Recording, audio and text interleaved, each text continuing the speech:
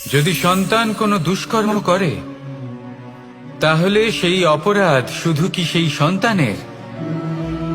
না, যদি সন্তান দুষ্কর্ম করে তাহলে অপরাধী তার মাতা পিতাও, যারা পুত্রমোহর কারণে সেই অনুচিত কাজে তাকে বাধা দেননি।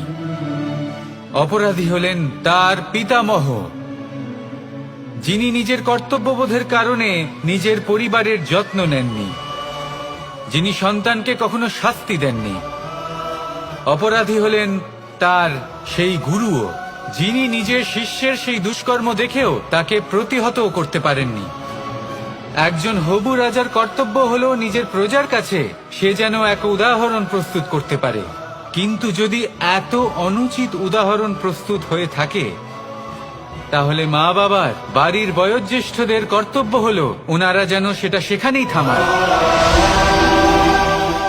হয় ভালোবেসে নয়তো শাস্তি দিয়ে। যদি না থামানো হয় তাহলে মহাভারত অবশ্যম্ভাবী। রাধা রাধা।